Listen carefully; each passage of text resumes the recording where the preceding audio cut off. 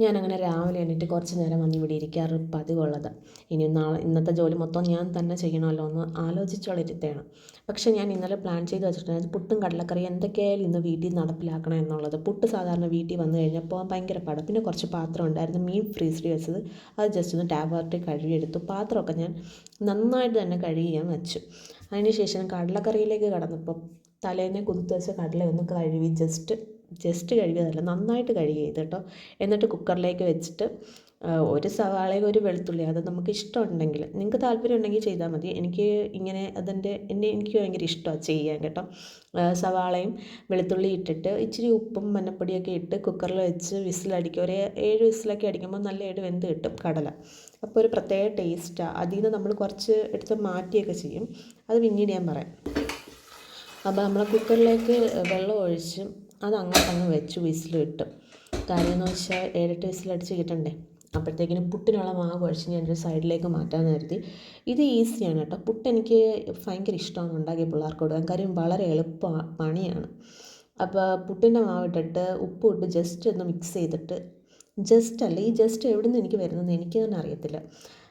ഉപ്പ് ഇട്ട് നന്നായിട്ട് കുഴച്ചിട്ടെ ഒരു ഗ്ലാസ് വെള്ളം ഇട്ട് ആ മാവ് കുഴച്ച് ഞാനൊരു പാത്രം വെച്ചടിച്ച് അങ്ങോട്ടങ്ങ് മാറ്റി വെച്ചു. കാര്യമെന്ന് വെച്ചാൽ എങ്ങനെ ഇതിൻ്റെ ടെക്നിക്ക് ഇതിൻ്റെ കെമിസ്ട്രി എന്നൊന്നും എനിക്ക് അറിയത്തില്ല.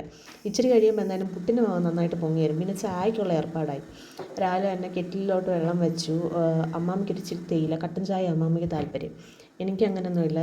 എനിക്ക് ചായയോടൊന്നും വലിയ താല്പര്യമില്ല. ഇളം ചൂടുവെള്ളം കുടിച്ച് ഞാനങ്ങ് നിൽക്കത്തുള്ളൂ.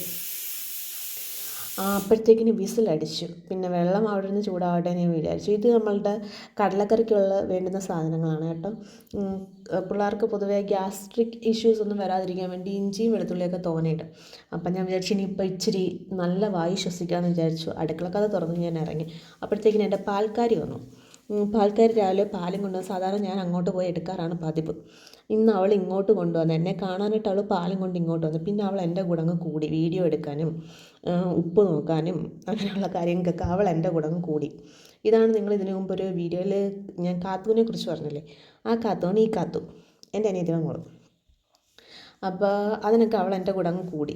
ഞങ്ങൾ രണ്ടുപേരും കൂടെ ഒരുമിച്ച് വീഡിയോയൊക്കെ എടുത്ത് അത്യാവശ്യം അങ്ങോട്ടും ഇങ്ങോട്ടൊക്കെ വഴക്ക് വിട്ടൊക്കെ നിന്നിട്ട്, എന്നിട്ട് കടലക്കറിക്ക് വരുന്ന കാര്യങ്ങളൊക്കെ ചെയ്തു. ഈ കടല കുക്കറിൽ നിന്ന് എടുക്കുമ്പോൾ തന്നെ ഞാൻ കുറച്ച് മാറ്റി വയ്ക്കുന്നത് എന്താണെന്ന് വെച്ചാൽ, നമ്മളിത് ഏറ്റവും അവസാനം നമുക്ക് കടലക്കറി ഒന്ന് കുറുകി വരണം. ചിലർ കടല ഉടയ്ക്കും, ചിലർ ഈ അല്ലാതെ അരിപ്പൊടിയൊക്കെ കലക്കി ഒഴിക്കും.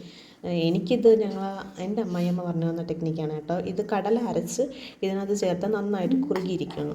അപ്പം ഞാൻ എടുത്ത കടല കുറച്ച് കുറഞ്ഞു പോയെന്ന് എനിക്ക് തോന്നി. അങ്ങനെ ഞാൻ ഇരുമ്പേട്ടിൽ നിന്ന് കൂടെ കുറച്ച് കടല എടുത്ത് വെച്ചിട്ട് ഞാൻ മിക്സിക്കകത്തിട്ട് അടിച്ച് നല്ല പേസ്റ്റൊന്നും ആയില്ല. അത്യാവശ്യം, കാര്യം ചൂടും കൂടെ ആയത് കാരണം എനിക്കൊരു പേടി, ഇനി മിക്സി അങ്ങനെ അടിച്ച് പോയാൽ തീർന്നില്ല കാര്യം. അത് കാരണം ഞാൻ കുറച്ച് പിന്നെ കെറ്റിലെ വെള്ളം കൂടെ ഒഴിച്ച് മിക്സ് ചെയ്ത് ആദ്യം ഫോർമലായിട്ട് വളരെ ജാടയ്ക്ക് കരണ്ടിയൊക്കെ ഇട്ട് മിക്സ് ചെയ്യാൻ നോക്കിയിട്ട് എനിക്ക് അങ്ങോട്ട് സാറ്റിസ്ഫാക്ഷൻ പോലെ ഒരു ആത്മസംതൃപ്തിയില്ല. അത് കാരണം ഞാൻ കൈയിട്ട് തന്നെ സാധാരണ കണക്ക് നമ്മൾ ഇളക്കി എങ്ങനെ ഒഴിക്കുന്നതെന്ന് വെച്ചാൽ ഞാൻ അങ്ങനെ ചെയ്തു കേട്ടോ.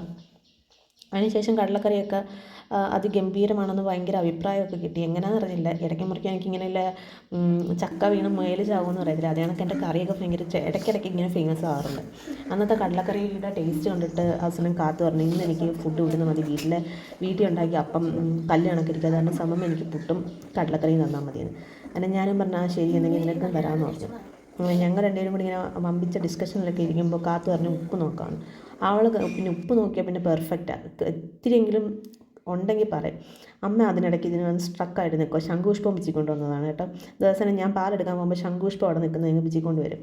അതിനിടയ്ക്ക് കുക്കറിൽ വിസിലടിച്ചു. നമ്മൾ പയർ മുളപ്പിച്ചത് വേവാനിട്ടത് വിസിലടിക്കുകയാണ്. ഒരു ഒറ്റ വിസിൽ മതിയായിരുന്നു അത്. അതിനുശേഷം ഇരുമ്പേട്ടി എടുത്ത് നേരത്തെ കുക്ക് ചെയ്ത് ഇരുമ്പേട്ടി തന്നെ ഞാൻ കഴുകി വെച്ചിട്ടുണ്ടായിരുന്നു. കാര്യം എന്ന് വെച്ചാൽ ഒരുപാട് പാത്രങ്ങളിട്ട് അടുക്കളയിട്ട് ഇതാക്കുന്നത് എനിക്ക് വലിയ താല്പര്യമില്ലാത്ത കേസാണ്.